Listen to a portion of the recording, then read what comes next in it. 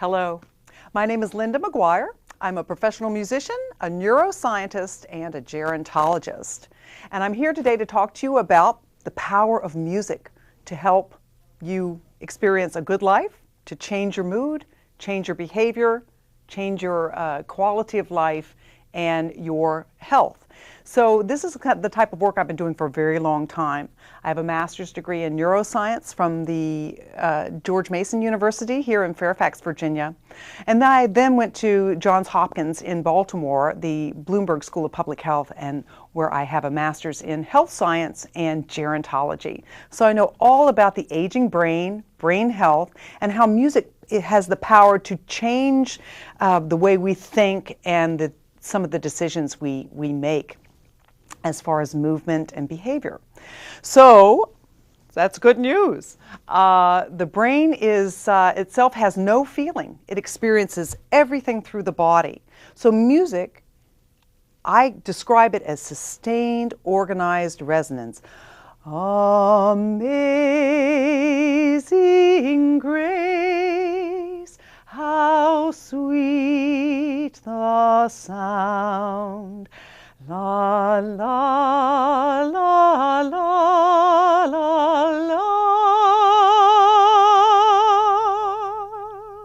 So the air, the molecules in the air are vibrating, and they're vibrating consistently. It's much different from speaking that's all kind of chopped up and cracked up. And if you look at the brain, when it activates, when you are speaking, just a tiny little part of the brain activates when the lips are moving. And then when you're actually making sense and putting sentences together, there's another small area, and then they're connected. A very little part of the brain, basically two spots and a highway, is activated when we speak. Now when we sing, it's a whole different story. All parts of the brain, both sides, front, back, areas of emotion, of memory, of motorization, and that's the power music has to resurrect memories in Alzheimer's and dementia patients, which is my main area of interest, using music to help others. I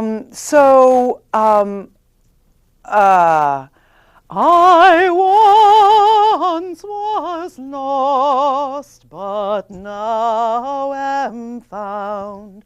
Was blind, but now I see.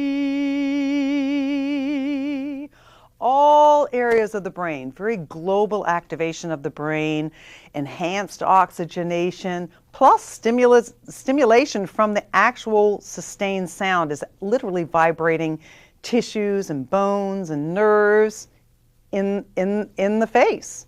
And I can feel it, the resonance from singing in the back of my neck. And so there are areas of brain tissue that can be targeted. Enhanced oxygenation. So when we look at music and how its power in changing particularly Alzheimer's patients, we all know the stories. We have friends and loved ones, or friends of friends, or relatives of friends who have Alzheimer's and dementia. There's a lot of it out there. The statistics are staggering, and there's something like 150 million, in the next 50 years that are going to be affected by it. And we have ways of prolonging life, so it's a condition that is a very long, slow progression, pretty much guaranteed. One of the few things that resurrects a sense of self in Alzheimer's and dementia patients is the use of music. So that's what I look at as a neuroscientist and as a professional musician. I look at it from both angles and try to demystify and formulate that. So that's what I'm here to talk about today. So let's get started on that. One of the main scientific findings in dementia is the use of rhythm to alter heart rate. So if, for instance, my heart rate, you can actually measure it. Bump, bump, bump, bump, bump, bump, bump, bump, bump, bump. I'm activated, I'm middle-age-ish, and so if I want to relax that, I I have had that heart rate before I was born. And so I have a very strong relationship. My body has a very strong relationship with that heart rate. So when music enters into the picture with a rhythm, a decisive rhythm, it in a way talks to that heart rate. And so the heart rate, when music comes on, we all know the experience, most of us, that a certain piece of music comes on and our mood changes immediately. That's in main part because of the rhythm that the song has, that our body responds to because it talks to our heart rate. So let's go back a little bit. So I'm bump bump, bump bump, bump bump, bump bump. So if I want to relax and I want to use Beethoven's Ode to Joy to do that, we all know that one. Bum bum bum ba la la la la la la la la la la la lum. Already I feel more relaxed. And eventually my heart rate will match that tempo. So that's the main core. It's like the flour for the cake. You really can't make cake without flour. And you really can't prescribe music without a sense of rhythm. So for instance, I work with Alzheimer's patients, and I bring vocal music into them. One of their favorite songs is Chattanooga Choo Choo, right? And you have patients who don't speak, who can't speak. But when you start that song, there's something about that song that when they learned it in the past, that they have internalized that song. Many songs are like that. The Amazing Grace we sang is like that. Patriotic songs are very much like that. Start singing the national anthem and those Alzheimer's patients will stop what they're doing and they'll sing that national anthem. There's a lot of sensory, there's patriotism, there's pride, there's great memories associated with that song. There's a posture that's associated with that, singing that. And so when they hear the national anthem, all these sensory and motor memories are resurrected, including the verbal ones. So if they're nonverbal, that song and the organized resonance of it, the organized musculature of that, the memories that are buried deep, deep, deep are resurrected with that, and it all comes together because it's using all parts of the brain. I'd like to talk about Parkinson's a little bit since we're on the Chattanooga Choo Choo. Chattanooga Choo Choo is another one of those. But again, if you're working with young children and you're teaching them Chattanooga Choo Choo, their heart rate will be bump bump, bump bump, bump bump, bump bump, bump bump, maybe faster, very highly energized. So you teach them, pardon me boys, is that the Chattanooga ta-ta, ta-ta-ta, ta-ta-ta, thank 29. Boy, can you give me a shine? I can afford. They'll be hearing the words as a child. In older adults, their heart rate, we have slowed down. That's what the body does. Bump, bump, bump, bump, bump, bump, bump, bump. So if you're trying to activate the older group from that slower heart rate, pardon me boys, da-da-da-da-da-da-da, choo-choo. Track 29, that's how you start it. Boy, can you give me a shine, from their heart rate, a little faster than their heart rate, and that brings their words back. That gives them a chance to match the rhythm that's pretty much going on, bump, bump, in their body at the time. Now, once you've sung it once or twice or 3 times with them, then you can do a faster tempo and activate them with it and start to exercise their speaking abilities more. That's one way to use music to activate words in Alzheimer's patients, activate memory of that song. Another wonderful song that is kind of a first-time song people learn, it's the most Wonderful time of the year, with the cats jingling and ta-da-ta singing da-dum-bum-bum-ba. It's the bum-bum-bum-bum-bum-bum-bum-bum-bum-bum.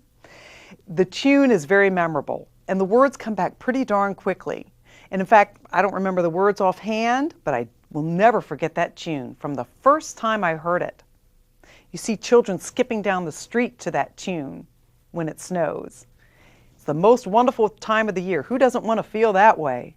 And what that song does, it adds an extra heartbeat. And I'm starting from heartbeat and rhythm in music because, again, that's the skeleton of music. It's the flour in the cake. So bum bum bum bum bum bum bum bum bum bum bum bum. It's in three music that's in three, and it's the 1 2 3 1 2 3 1 2 3 1 2 3 1 2 3 1 2 3 1 2 3 1. And there's a heart rate in there. It says bump bump bump bump bump bump. It's relaxed, it's buoyant, it's steady, it's reliable. It almost gives us a little vacation from our own heart rate, and it tells the body this is the heart rate in the atmosphere.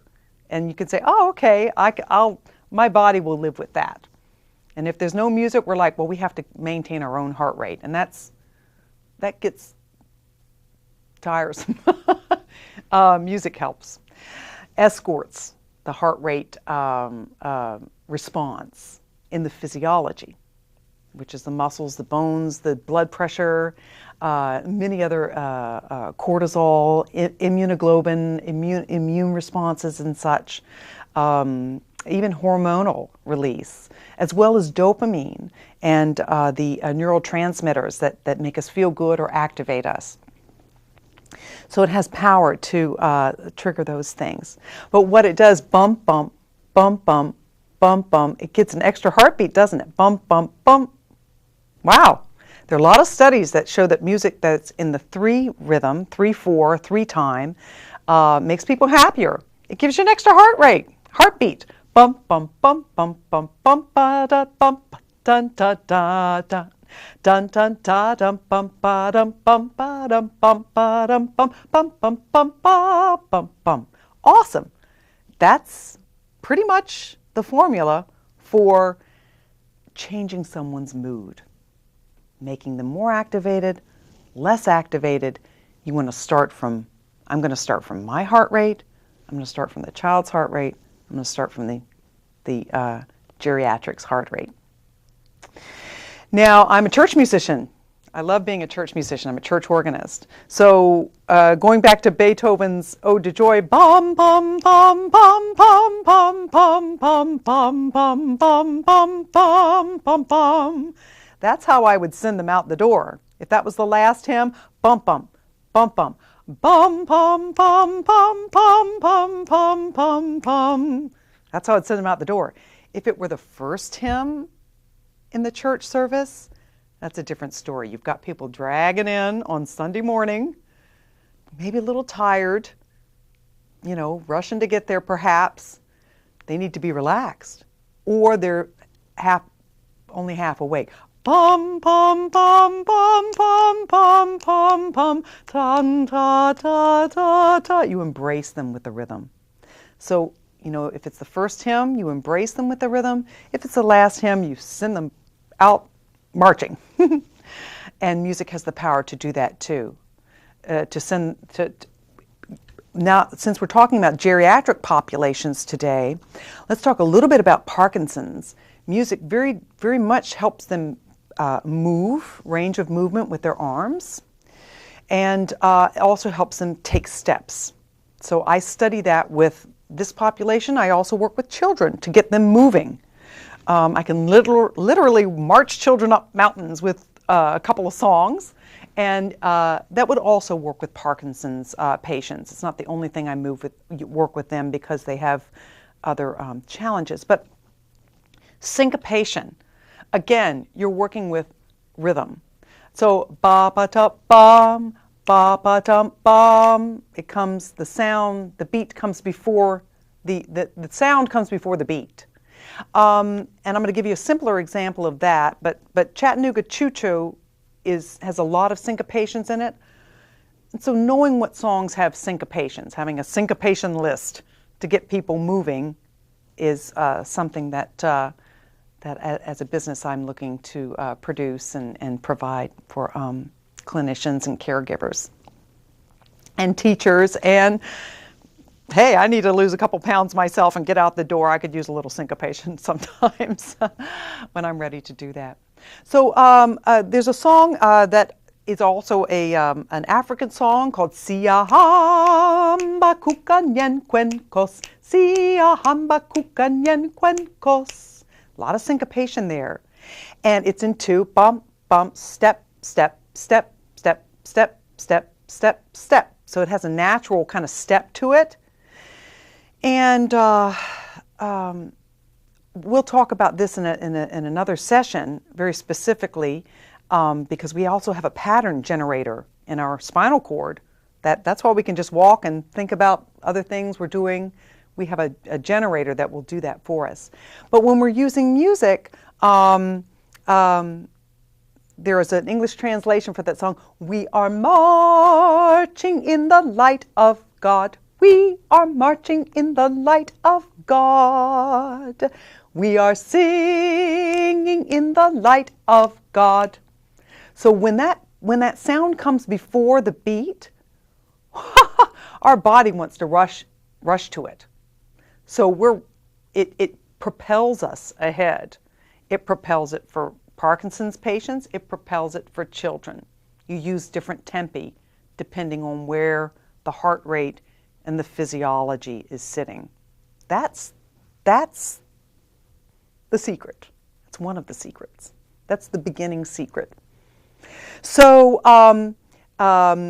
and then it goes into, and then it reinforces the march. So if I'm marching, we are ma, ta, ta, ta, ta, ta, ta. I rush to get those. Ta, ta, ta, ta, ta, ta, ta, ta, ta. So it's like half on the beat and half pushing the beat, pushing the step. So that's basically how that works. And there are a lot of songs that will provide that. And so all you need is two or three of those songs in your pocket. Take a couple deep breaths and start singing them, and those kids will march up that mountain. And I'm talking about children in the age range of maybe even 4 to say 12, pre-puberty. Although older children definitely enjoy those songs too. It has grades of effect. Now, as I studied the aging brain, and I am an expert on aging brain and decline, neural formation of plaques, and everything that's involved in that. The Alzheimer's brain kind of regresses to like a childlike state. In fact, as the brain grows, there's certain areas that grow, and it grows in an order.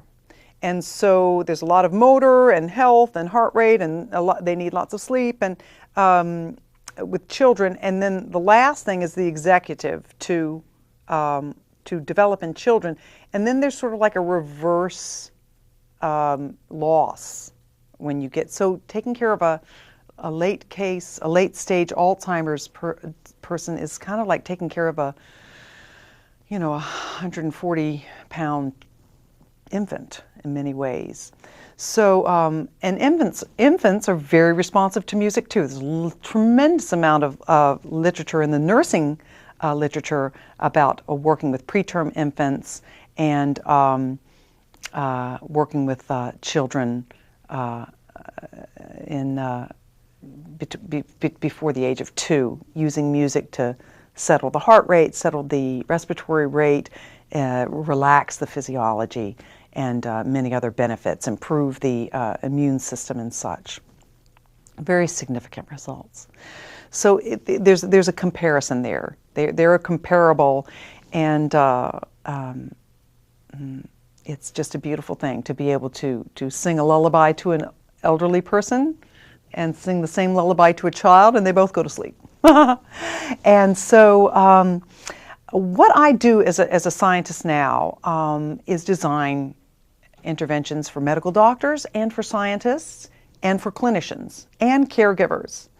And so the use of music to how the different elements to treat different conditions is the series that I look to introduce to you today.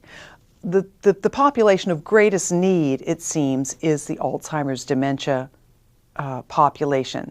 Nothing seems to work. Very little seems to work. What does seem to work is music.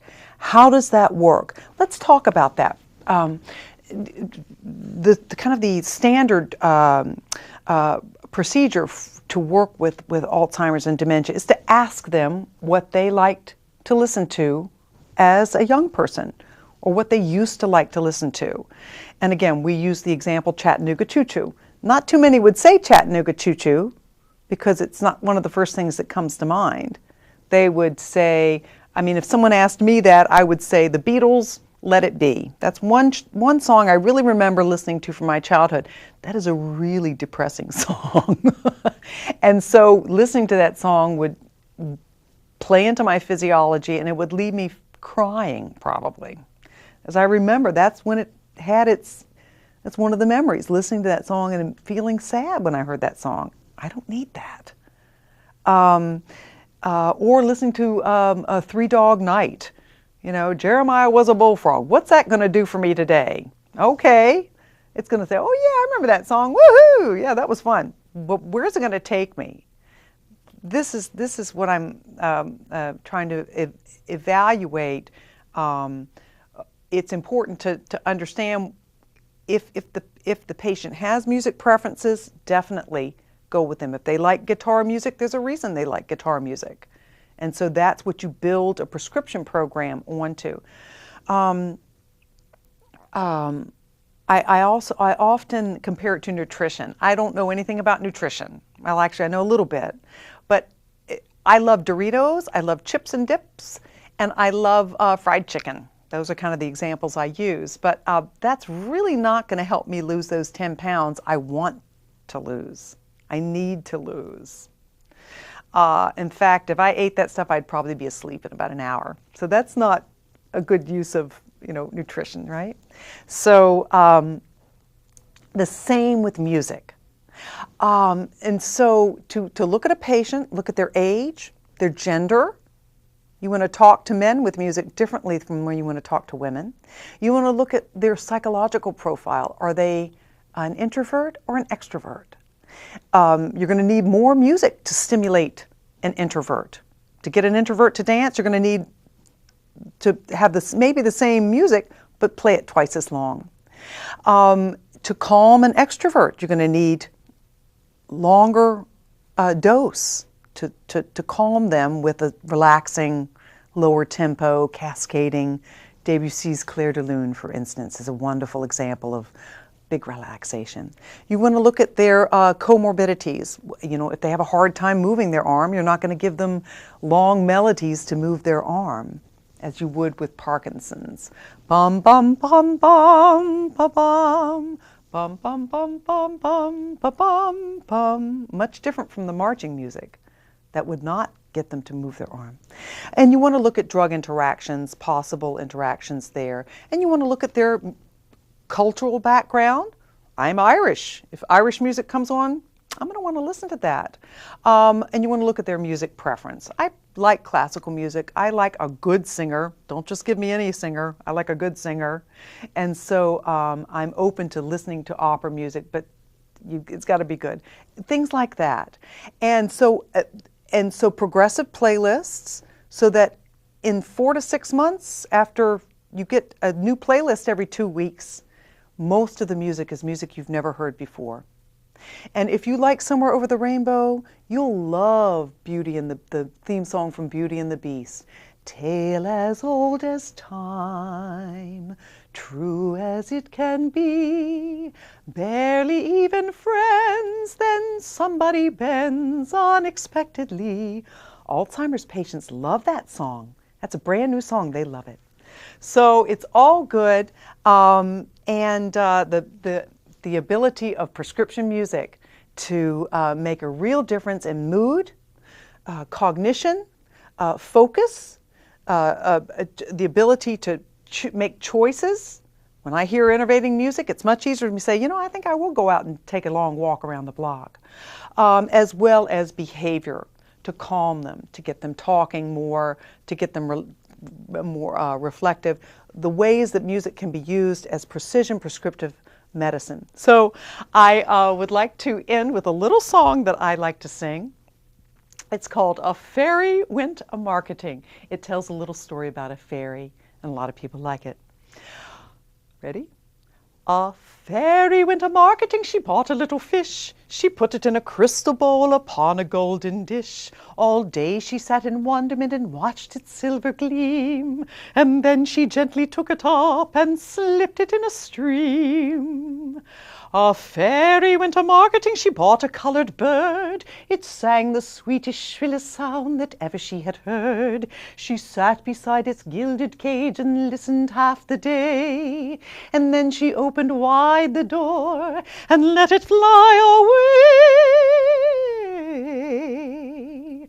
A fairy went a-marketing, she bought a winter gown, all stitched and laced with gossamer and lined with thistledown. She wore it all the afternoon with prancing and delight, then gave it to a little frog to keep him warm at night.